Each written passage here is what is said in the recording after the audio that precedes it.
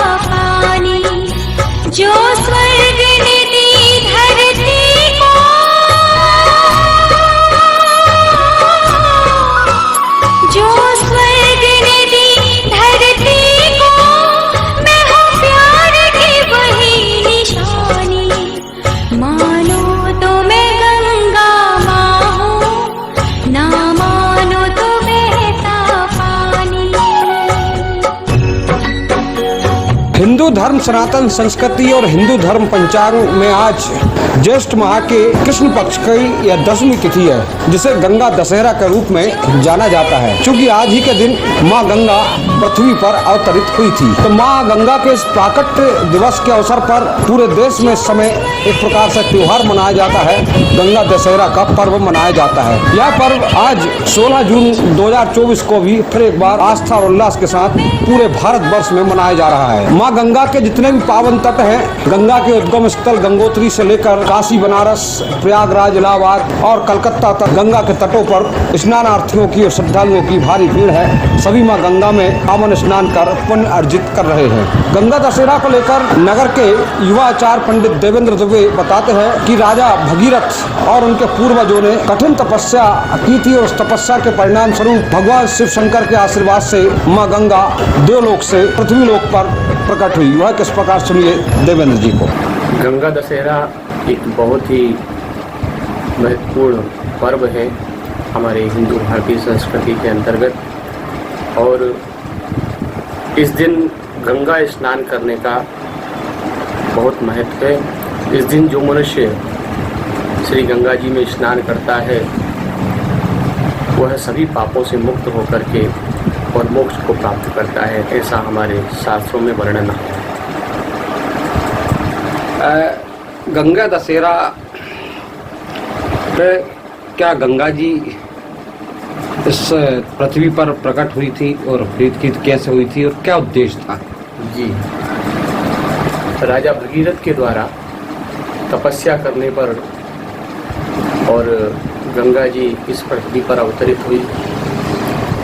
राजा भगीरथ के जो पितृ पूर्वज थे जिनका मोक्ष नहीं हो पा रहा था, उनके मोक्ष के निमित्त राजा भगीरथ ने और उनसे भी पूर्व उनके कई पीढ़ियों ने यद्यपि बहुत प्रयास किया गंगा जी को पृथ्वी पर लाने के लिए, परंतु उनके पूर्व के राजाओं द्वारा जो प्रयास किया गया वो सफल नहीं हुआ।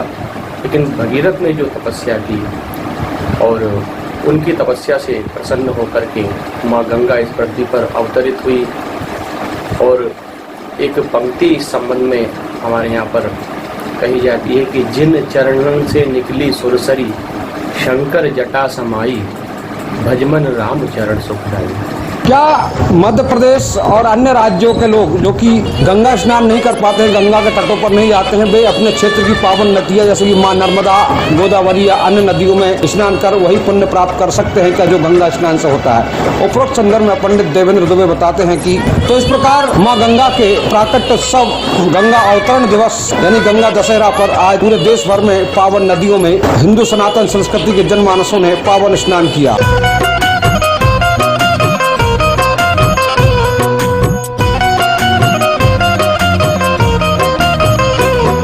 सबिंदु सिंधु सुस्खलत तरंग भंग रंजितम, दिशस्सु पाप जात जात कारी वारी संयुतम,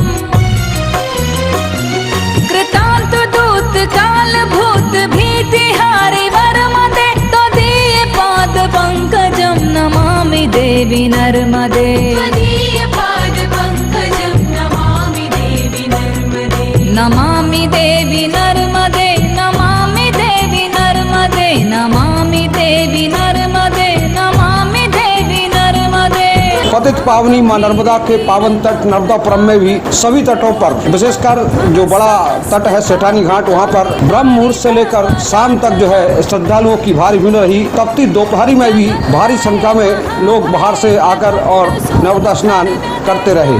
इस प्रकार मां गंगा का यह अवतरण दिवस आस्था और उल्लास के साथ समस्त भारतवासियों के साथ ही समस्त नर्मदांचल वासियों ने भी आस्था और उल्लास के साथ मनाया। आज के दिन अपने क्षेत्रवासी है, ये नर्मदा जी का स्नान करने जाते हैं, तो उनको भी पुण्य मिलता है क्या?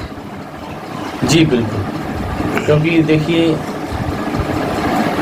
रेवा तीरे तपः कुर्यात् मरणम जाह्नवी तटे, और अर्थात माँ गंगा जो है, उन गंगा जी के यहाँ जो तप करने जाते हैं, पुरानी मान्यता थी लोगों की कि वहाँ उस समय जाएं जबकि वृद्धावस्था हो, वहाँ तप करें और वहीं शरीर का त्याग कर दें। लेकिन हमारे यहाँ जो जीवनदायिनी पुण्यदायिनी जो माँ नर्मदा है, जो हमारे क्षेत्र की जीवनदायिनी है, उनमें भी लोग आज के दिन स्नान करते हैं, क्योंकि चाहे गंगा हो या नर्मदा हो, महत्व सबका वही है।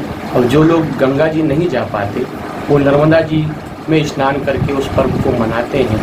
और नर्मदा जी का ऐसा महत्व है कि रेवा तीरे तपः कुर्यात् मरणम जाह्नवी तटे, अर्थात हमारी जो माँ नर्मदा है वो तप करने के लिए बहुत ही पुण्यदायी स्थल है।